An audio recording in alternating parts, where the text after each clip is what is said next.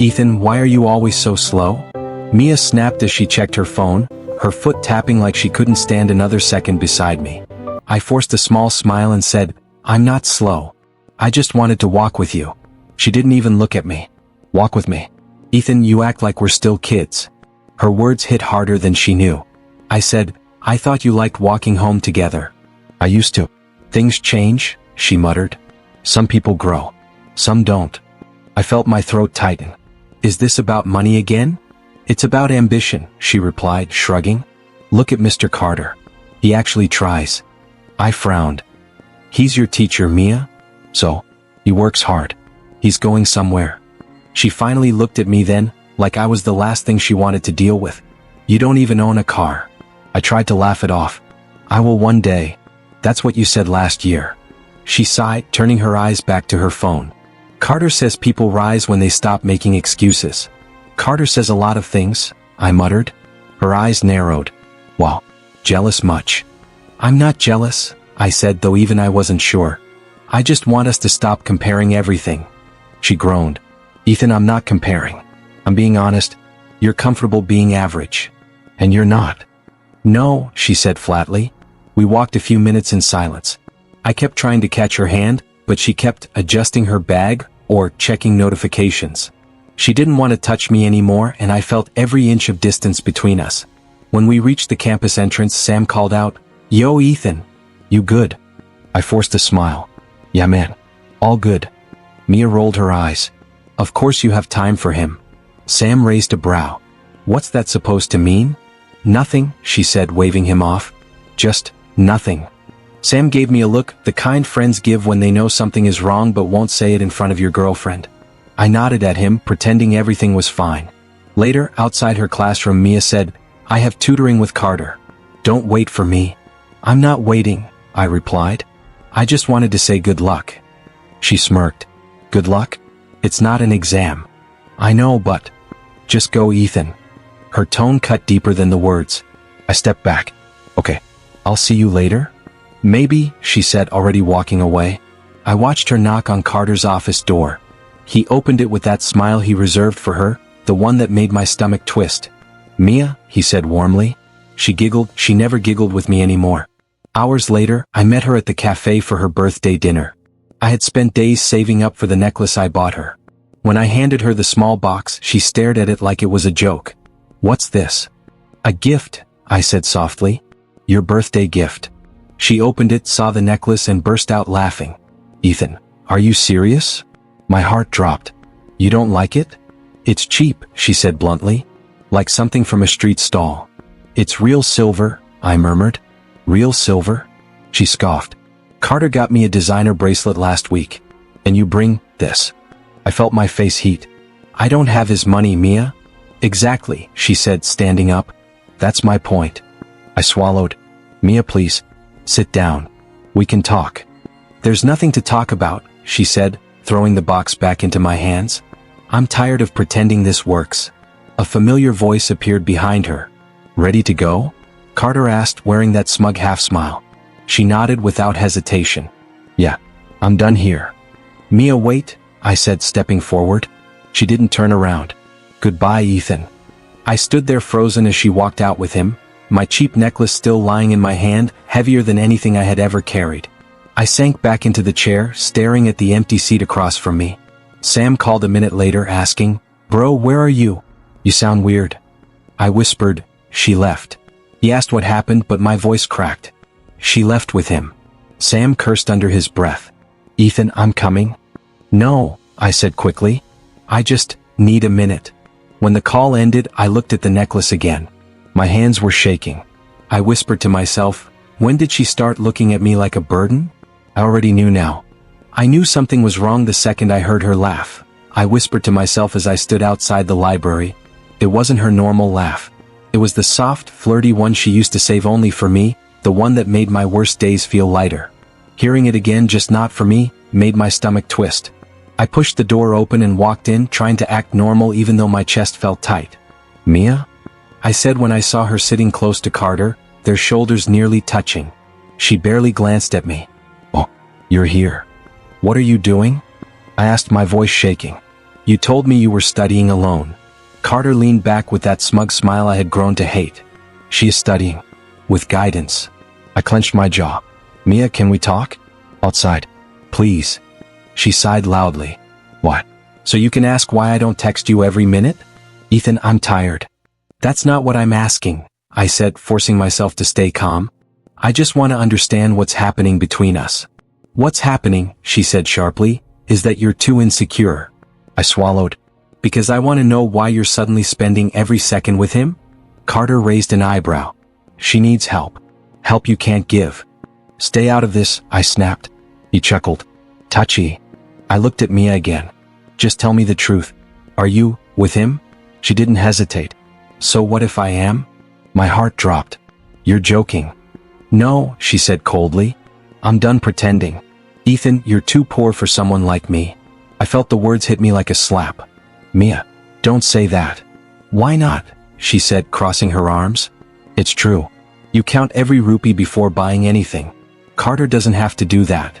Carter smirked. She deserves better. I glared at him. And you think you're better? In every way, he replied. I took a shaky breath. Mia, after everything we've been through? She shrugged. People grow up. You stayed the same. You didn't even try to talk to me, I said softly.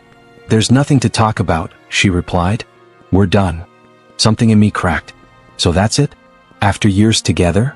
Years wasted, she muttered. Carter stood, placing a hand on her shoulder like he owned her. Come on, Mia. We have plans. I stepped closer. You really chose him? She smiled, a small, cruel smile. He chose me first. I felt sick. Mia, please. Stop begging, she snapped. It's embarrassing. Carter laughed quietly. Listen to her. Walk away, kid. You're a teacher, I said. She's your student. So, he replied. She's an adult. It's wrong. Mia scoffed. What's wrong is you thinking you ever had a future with me. I whispered, I loved you. Well, love doesn't pay bills, she said. And it won't change who you are. My voice cracked. Then who am I? The guy who can't keep up, she said without hesitation. Carter added, she's aiming higher. Accept it. I stared at them, hoping one of them would take it back. Neither did. I finally turned away. As I reached the door, I heard Carter whisper, told you he'd break. Outside, the cold air hit my face. I didn't know whether to scream or collapse. A few minutes later, Sam spotted me and rushed over. Bro, what happened? You look like you saw a ghost. I swallowed. She cheated. Sam froze. With Carter? I nodded. She said I'm too poor. Sam cursed loudly. What the hell? Ethan, she's lost it. I shook my head slowly. No. She chose what she wanted. What did Carter say? He asked. I exhaled shakily. That she deserves better. Sam clenched his fists. I swear if I see him. Don't, I said quickly. Nothing will change. He grabbed my shoulder. You didn't deserve this. I barely heard him. All I could hear was her voice repeating in my head. Too poor, too average, too little. I loved her, I whispered. Sam softened. I know. But she doesn't know what love is. Maybe he was right. Maybe she never did. But those words didn't numb the pain burning inside my chest. When Sam finally left, I started walking home. Halfway there, rain suddenly poured down, cold and heavy. I didn't run. I let it fall. Maybe it could wash away the shaking in my hands, the ache in my throat, the image of her leaning into him. I tilted my head back, letting the rain hit my face. One day, I whispered, you'll regret this. And for the first time, I believed it. I sat on the edge of my bed, staring at the eviction notice. My hands shook as I whispered, how did everything fall apart this fast? The room felt smaller than ever, like the walls were leaning in to mock me. I buried my face in my palms and groaned, I can't believe this is happening. When my phone buzzed, I hoped it was good news. Instead, Sam sent me a screenshot. Mia had posted another picture with Carter. She was in his car, kissing his cheek, writing, finally with someone successful and mature. I muttered, successful? Mature? He cheated in biology last semester. My chest tightened. And I'm the one getting laughed at. Sam called immediately. Bro, did you see? Yeah, I cut in. I saw everything.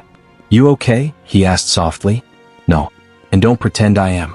I lost my job today, I said. Mr. Parker literally told me, we can't keep someone who shows up late. And I wasn't late, Sam. I was 30 seconds behind the clock. 30 seconds. Sam sighed. I'm coming over. No, I said quickly. I don't want anyone seeing me like this. What do you mean like this?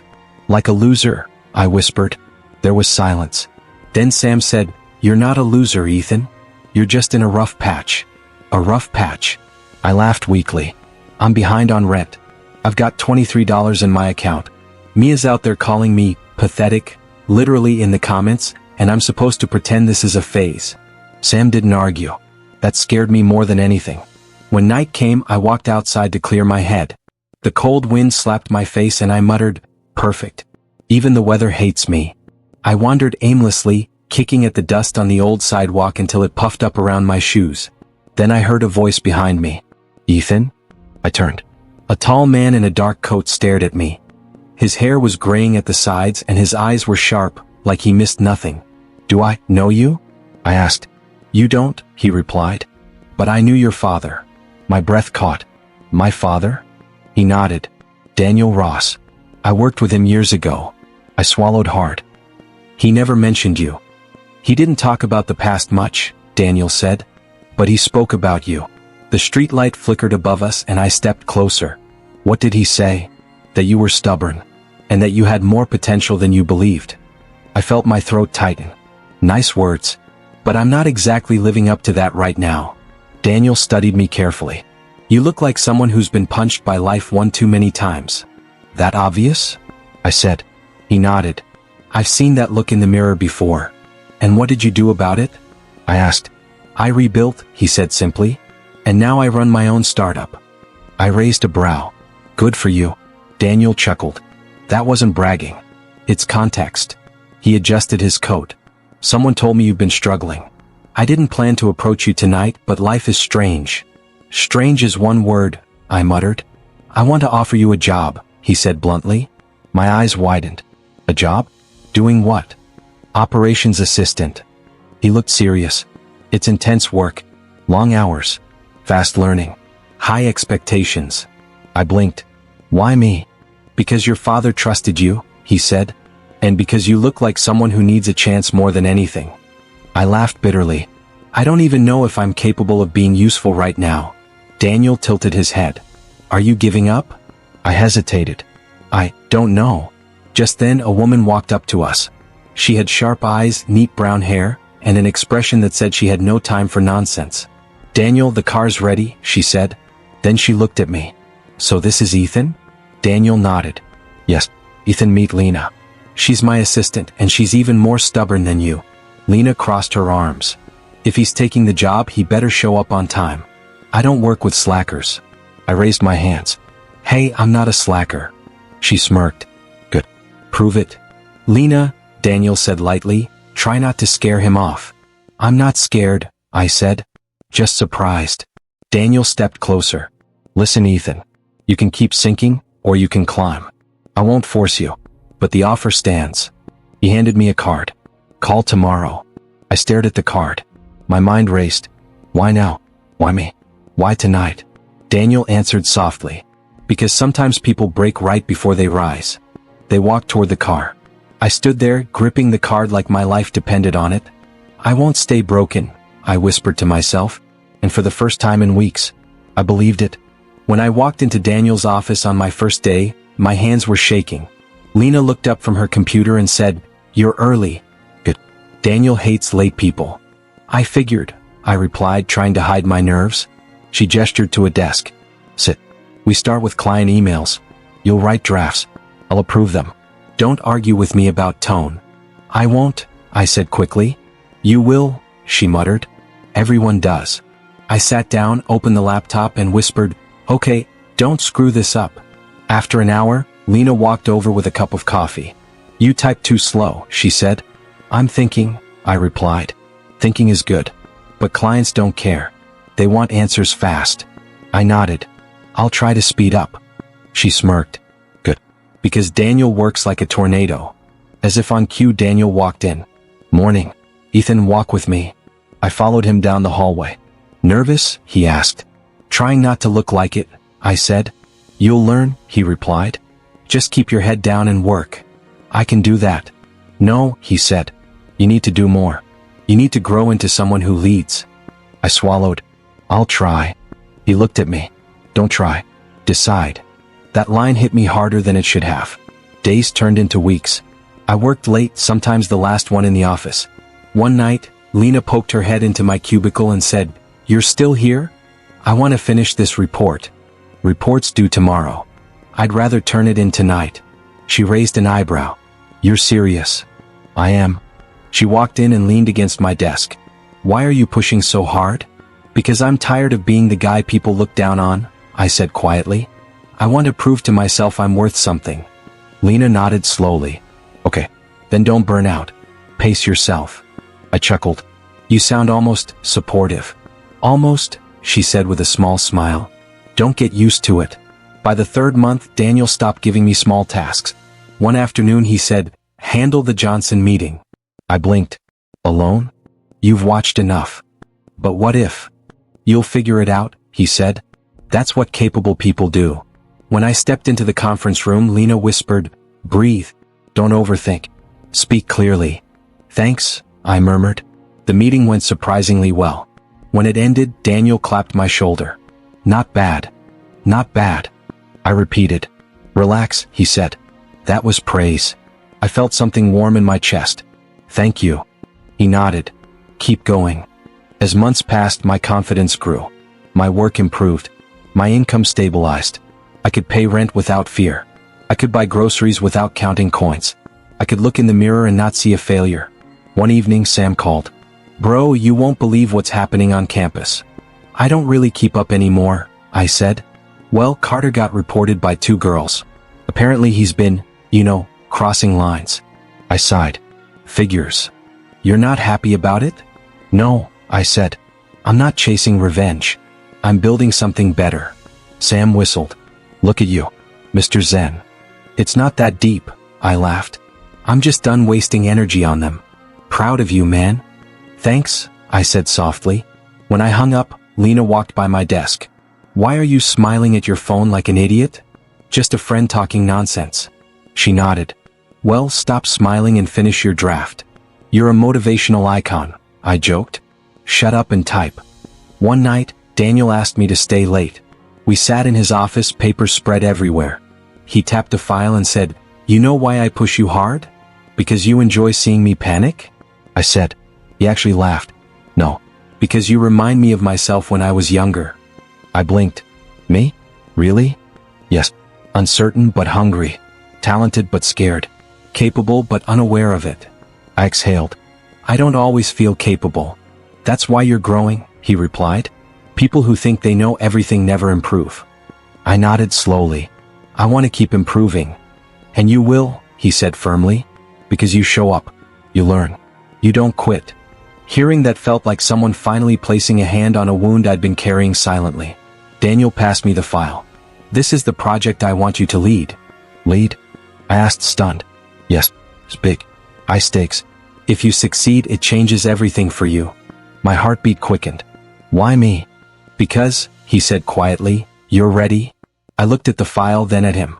And for the first time since my world collapsed, I truly believed him. I was at the cafe reviewing Daniel's notes for the upcoming project when my phone buzzed. The screen lit up with Sam's name. "Yo, Ethan. You sitting down?" "Yeah, what's up?" I asked, not looking up. "You won't believe this. Carter, he's under investigation. Multiple complaints." Mia's name came up too. I froze mid-sentence, my pen hovering over the notebook. "What? Mia?" "Yeah. Apparently it's not just her. Other students too. The school's going through him hard." I set the notebook aside. I don't care about revenge. I mean, I never wanted this." Sam laughed softly. "Of course not. But it's karma, isn't it?" I didn't reply. I just stared out the window at the gray clouds. Strange. Not happy, not angry, just free. The next day she appeared. Mia. After months of avoiding me, she stood by the coffee counter, pretending she had randomly come in. Her hair was tied neatly, makeup light, eyes darting nervously. I looked up and said, "Mia?" "Ethan," she said, a small smile plastered on her face. "Hi." "Hi," I replied calmly, keeping my voice distant. No tremors. No longing. Just control. I wanted to see you," she said, twisting her hands together. "Check how you're doing." I tilted my head. "After months?" She laughed nervously. "Yeah. I heard about Carter." I didn't know what to think. I sipped my coffee slowly. "I heard." Her eyes widened. "You did?" "I don't need anyone to tell me," I said, keeping my tone even. "Actions speak louder." She swallowed hard. I didn't, I didn't want to." "Want to what?" I asked, voice low. "Be involved in that mess?" She nodded quickly. "Yes.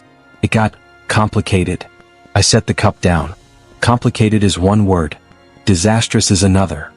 Her face paled. "Ethan, I held up a hand. "Stop. I'm not here to judge. I'm not angry. I just let it go.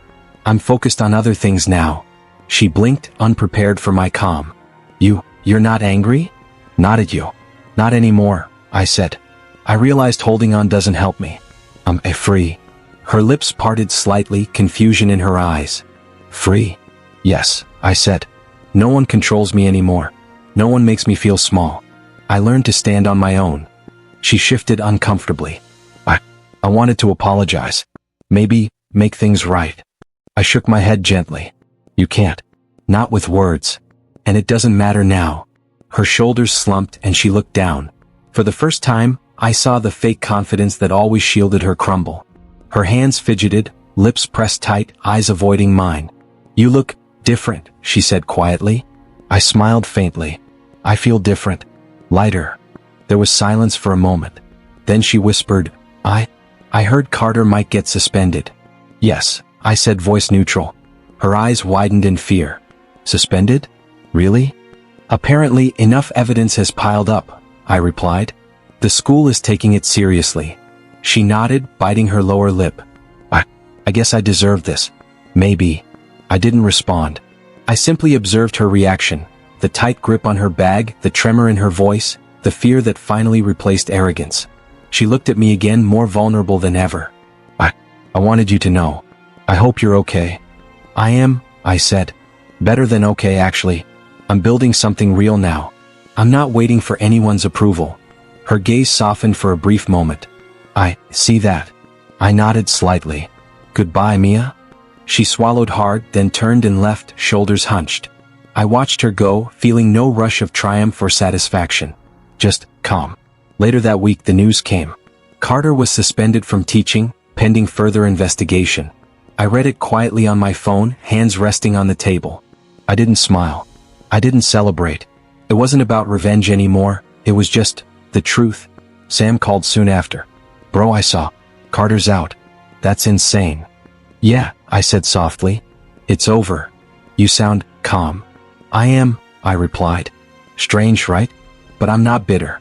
I'm not broken. I feel free. Sam laughed. "Man, you've changed." "I have," I whispered. "I've stopped letting people control my life. That's enough for me." And for the first time in months, I didn't feel the weight of betrayal or humiliation. I felt untouchable, quiet, and free. I was at the office reviewing the latest client feedback when Sam's call came through. "Ethan, dude, did you see the news?" I glanced at him, already guessing. "I can imagine." "Can imagine?" "Carter's officially fired," he yelled. The school released a statement. "Total scandal." I leaned back in my chair. "I see." My voice was calm, almost too calm. Sam laughed. "Too calm? Bro, the guy ruined so many lives and now, boom, fired. Just like that." "I don't celebrate people's misery," I said. "I just move forward." "You're boring," Sam said, chuckling. "I'm serious. But I get it. Karma works better than revenge, right?" I raised an eyebrow. "Better than revenge?" "Yeah," he said. "You didn't lift a finger and life did it for you." I smirked, a real one this time. "Maybe. I'll admit, it feels satisfying in a quiet way." Sam laughed again. "Quiet satisfaction? That's so you, man." Later that afternoon I checked my phone. Mia had called. Not once, not twice, but 3 times. Her name flashed on the screen. I stared at it for a long moment. "Ignore it," I muttered to myself. And I did. I turned back to my work, typing emails, making calls, organizing schedules. I couldn't afford distractions. Not from her, not from anything that didn't matter. When Sam popped into the office later, he leaned against the doorframe. You're really ignoring her? I am, I said firmly. She made her choices. I'm making mine. Sam shook his head, grinning. Wow, you've changed, Ethan. You're unshakable. I laughed quietly. Unshakable? Don't push it. I'm just done giving energy to people who waste it. He smiled. I get it. Honestly, though, watching Karma hit her world? Priceless. She thought she had it all. Money, attention, bragging rights, and now? I leaned back in my chair. She's learning lessons the hard way. Exactly, Sam said, slapping my shoulder. And you? You're on a path she can't touch. You're building real stuff. Your future. I nodded, feeling the weight lift from my chest. Yeah. My life isn't defined by her opinions anymore. The office buzzed with its usual energy, but something felt different. I smiled at Lena as she walked past. Good progress today, she said. Thanks, I replied. Feels good to get results. She smirked. And you don't even need anyone to pat your back. Impressive. I shrugged. I've learned to do that for myself. A few hours later, my phone buzzed again. Another call from Mia. I ignored it. Then a text. Please, Ethan. I need to talk. I made a mistake. I read it silently, then locked the phone. Not today. Not ever if I could help it.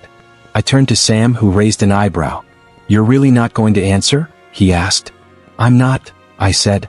She can deal with the consequences of her choices. I have my life to manage. Sam grinned. Man, this is great. I've never seen you so stable. Happy even. Stable maybe. Happy? Let's not get ahead of ourselves, I said. But even as I spoke, I felt a lightness I hadn't known in months. I laughed softly, the first genuine laugh since everything fell apart. Sam laughed too. See? Karma works better than revenge. Yeah, I said, smiling. Much better. The next morning, as I was preparing the final notes for Daniel, the office door opened. I looked up, expecting Lena or a client. Instead, it was Mia. Her eyes were red, cheeks wet. She was trembling. Mia, I said softly, standing. She looked down, unable to meet my gaze. Ethan. I didn't know. Her voice cracked. Everything's gone wrong. Carter, he's gone. Everyone, they hate me. I don't know what to do. I took a deep breath, steadying myself. I see. Her hands wrung together, desperate. Please, can we talk? Just a minute. Please. I stepped back slightly. Mia, it's too late. The lessons are yours to learn. I'm not part of this anymore. Her eyes filled with tears, and I felt a strange mix of pity and nothing else. Not joy, not anger, just clarity. I thought you'd care, she whispered. I care about my life, I said quietly. I'm done letting yours affect me. She looked at me broken, and for the first time I didn't feel pain. I didn't feel triumph. I felt free. She nodded slowly, turning away, her shoulders shaking. I watched her leave and I returned to my desk. Sam peeked over my shoulder. Freedom looks good on you, he said. I smiled. It feels even better. And for the first time in months I laughed, not bitterly, not quietly, but fully, truly letting the sound fill the room. Mia stood there, trembling, eyes red and swollen, as if the world itself had drained all her energy.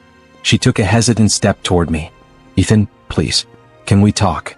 I looked at her, calm but distant. We can talk, I said quietly, but I'm not sure you're ready for the truth. She shook her head quickly. I am. I made a mistake. I didn't know what I was doing. Carter, he used me. I didn't understand. I hurt you and I'm sorry. Truly sorry. I swallowed, keeping my voice steady. Sorry? You think saying sorry erases years of mocking me, belittling me, calling me poor while I struggled to survive? Her hands clenched, trembling. Ethan, Stop, I said firmly. I need to hear nothing else. You had your chance to treat me with respect when I was at my lowest. You didn't. You chose him over me. Over everything we had. Over me. She blinked, tears spilling down. I was blind. I didn't understand. I thought that you deserved better than me, I said, cutting in. That's exactly what you said. You mocked the very things that made me who I am. You thought I was weak, that I would stay broken. You laughed at me when I gave you everything I could. She flinched at my words and I saw it, the first crack in her false confidence. Ethan, I didn't know. I thought. You thought wrong, I said softly but with authority. And I'm not the same man you once knew. I'm not the one who froze when my heart broke. I'm not the one who begged or who let your words define me.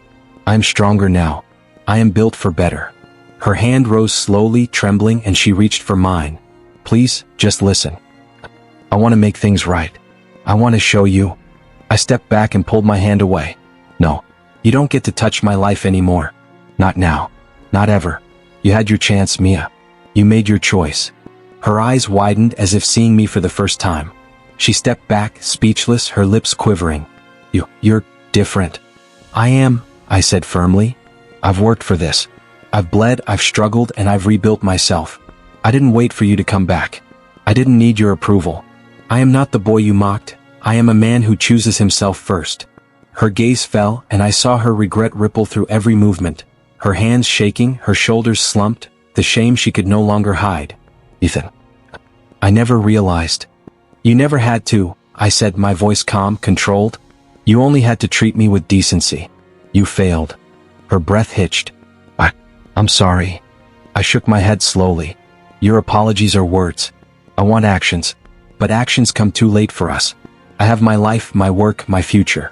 And none of it includes you anymore. She took a step forward again as if begging, pleading with her eyes. I just want... Stop, I said, raising my hand, steady and final. I will not fall back into the past. I will not let you in again. This ends now. Her lips parted in disbelief. Ethan, please? I looked at her, truly looked, and saw the girl who once mocked me for being poor, now small, terrified, stripped of the power she thought she had over me. I felt no hatred. Only clarity. Goodbye, Mia? She gasped, the word echoing like a broken echo between us. Goodbye. Yes, I said firmly with the weight of every lesson I had learned. Goodbye. Her tears flowed freely, and I saw everything she had taken for granted collapse. But I felt nothing except peace. I had won my life back. I had won myself back. I had no room for her manipulation, her lies, her regret. None of it mattered anymore. She sank onto the nearest chair, head in her hands. I watched for a moment, silent, then turned. The sunlight hit my face as I stepped toward the door. I could feel my confidence, my worth, my freedom with every step. I had built myself not for her, not for anyone, but for me. I walked out of the office, leaving her behind. Her sobs faded, mingling with the hum of the city outside. And for the first time I felt completely untouchable, completely free. The morning sunlight hit my desk as Daniel walked in, a folder in his hand and a small smile tugging at the corners of his mouth. Ethan, he said, you have a minute? Of course, I replied, standing quickly. He handed me the folder. Open it. You'll want to see this. I flipped through the pages and blinked. Charts, reports, client feedback, all glowing. The project I had led, the one I poured months into, had exceeded every expectation. We did it? Daniel nodded. You did it? I could not be prouder. Your work earned you this. I stared at him, momentarily speechless. You mean I'm promoted? Yes, he said, smiling. Operations manager. Your team will report to you and you'll handle bigger projects moving forward. You've earned it, Ethan. Not because of me, but because of the work you put in and the growth you've shown. I let out a breath I hadn't realized I was holding. Thank you. Truly. Lena popped her head around the door, arms crossed and a smirk on her face. Congratulations, Mr. Manager, she said, her tone teasing but her eyes warm. I suppose now I'll have to follow your orders. I laughed softly. Don't worry. You'll make me look good, Lena. And I know better than to boss you around too much. She raised an eyebrow. Good. Because I don't respond well to yelling. I wouldn't dream of it, I said, smiling genuinely. After work, Sam insisted on taking me out. You deserve it, he said, clapping me on the shoulder. Dinner, drinks, the works. We're celebrating Ethan, operations manager extraordinaire. I laughed, shaking my head. You're ridiculous, Sam. Am I? He asked. Look at you. You've come a long way. I mean, the old Ethan would have been crying somewhere over Mia, broke and miserable. Now look at you. I chuckled softly, a warm feeling spreading through me. Yeah, the old Ethan. The one who begged for someone who didn't deserve him. Sam laughed loudly. Exactly. That guy's gone. You're untouchable now. We sat at the rooftop of the restaurant, city lights sparkling below like stars fallen to earth. I watched cars move, people rushing, lights flickering in patterns that seemed almost alive. I thought about the boy I used to be, crying in the rain for someone who didn't care, trembling with every insult, every betrayal. You look thoughtful, Sam said, nudging me lightly. I smiled faintly. I am. Thinking about how far I've come. About what I've survived. He nodded. And you're still standing. Stronger than ever. I took a deep breath, feeling the cool night air fill my lungs. I used to blame everything, everyone. Mia, Carter, even life itself. But I see now, it was all part of becoming this version of myself. And honestly, I paused looking at the lights below, then at Sam. Thank you for breaking me. You helped me become this version of myself. Sam chuckled softly. Wow, that's deep, man. You've officially gone full philosopher. I laughed quietly. Maybe. Or maybe I've just learned the value of myself. That's all. Lena had joined us after work, insisting she owed me a toast. To Ethan, she said, raising her glass. For surviving, for learning, and for becoming someone we can all respect. I lifted my glass with her. To growth, I said. To lessons learned the hard way, and to choosing myself above all else. The city stretched endlessly before me, full of possibilities, full of unknowns. And for the first time in years, I wasn't afraid of the future. I wasn't clinging to anyone else's approval, their judgments, or their mistakes. I had built my life, and it was mine to command. Sam leaned back, sipping his drink. You know, Ethan, you're inspiring. I shook my head with a soft laugh. I'm just someone who finally realized he doesn't need anyone else to define him. Lena smirked. Well, don't get too smug. You've still got work tomorrow? True, I said. But the thought no longer felt heavy. It felt like another challenge I could handle. One more step on a path I'd chosen for myself. I looked out at the sparkling skyline again. The boy I used to be, he's gone. And that's okay. I walk forward, not back. Sam and Lena both raised their glasses. To forward, Sam said. To forward, I echoed, smiling. And for the first time I felt complete peace. Not from revenge, not from validation, but from freedom. I had chosen myself. And that choice felt limitless.